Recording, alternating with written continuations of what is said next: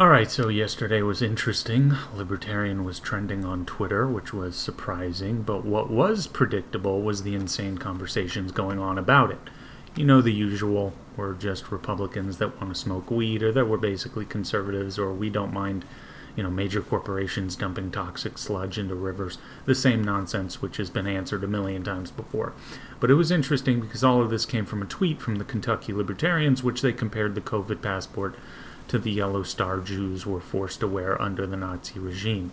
Now, before I say anything else, it's obvious that I don't think that they or any libertarian or anyone actually literally thinks that this is ethnically related to a genocide. They're just making the comparison between, hey, now we're going to have first and second class citizens. And I don't mind comparisons to the Nazi regime when they're accurate, and in this case I think it is a fair comparison insofar as that this is creating, as I said, a two-tier citizen system.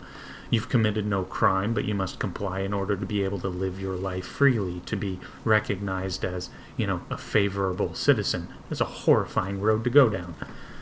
And we've gone over this before, but this would be a lot more difficult to argue against if COVID really was a horrifying threat, but it just is not. I've said it many times before. If you are terrified of COVID, wear a mask and a face shield, wear gloves, disinfect your hands, don't touch your face, get in shape and get healthy. Or scrap all of that and just have things delivered to you and disinfect whatever bag it comes in. Boom, you just took down COVID 20 notches, never posing a realistic or statistically significant threat to you at all, and you didn't have to do anything authoritarian. It's a win-win, but of course that will take some effort and personal responsibility, so most people unfortunately just go with the government approach when what they want is just imposed on everyone else. It's sad and pathetic, but one other thing I noticed that is very interesting and concerning among those who are in favor of the vaccine passport is this. COVID has been around for over a year at this point. People have been flying on planes the entire time, and despite it being an overreaction, everyone on planes have been wearing masks. And guess what? The people who are pro-vaccine passports were the same ones who would breathe easy and give off a sigh of relief when people were wearing masks on planes around them. But now they're pretending that masks are nothing. That doesn't matter anymore. Now it's the vaccine passport that counts. So all that yelling and screaming about masks and how if you're not wearing one, you don't care about the lives of those around you, we now know that they were being disingenuous. Big shocker. Now it's the vaccine passport. That's what you need. And if you're against it, here we go again. You don't care about the lives of those around you.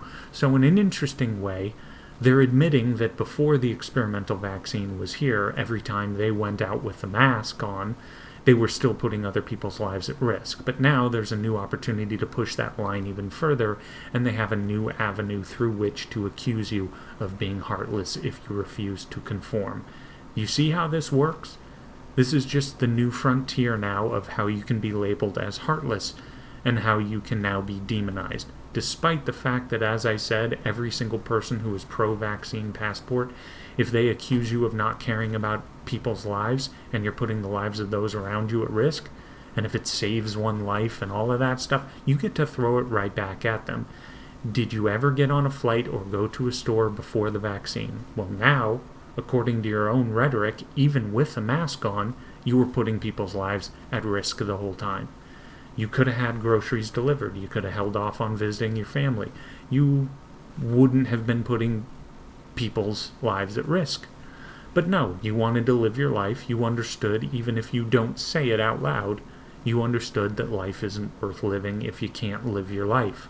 And that's fine. I'm totally good with you putting other people's lives at risk, quote unquote, by your own definition now.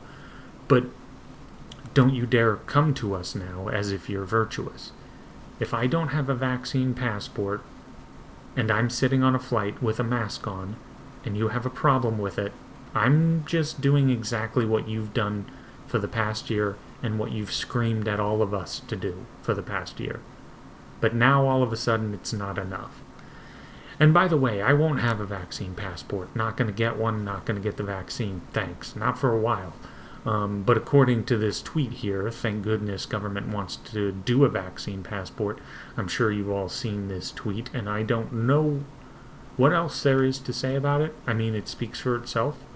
They list a bunch of terrible things, every single one of which was a direct result of government. Except I'll give them this much. Not every situation where you have to watch a loved one die is the fault of government. I mean, I don't believe in a utopia. But look at this. Economy devastated, not seeing family or friends, massive unemployment, staying home for a year. None of these things were caused by COVID. They were caused by an absolutely out of control, hysterical, power-drunk government, cheered on by people like this. And then people like this want to grovel at the feet of government for considering a vaccine passport so they may be free again. I have no idea how to describe someone like this other than by saying they are the definition of human sheep, completely incapable of thinking for themselves. But anyway, that's all for now. Like, subscribe, share this video with anyone you can. It's a huge help, and take it easy.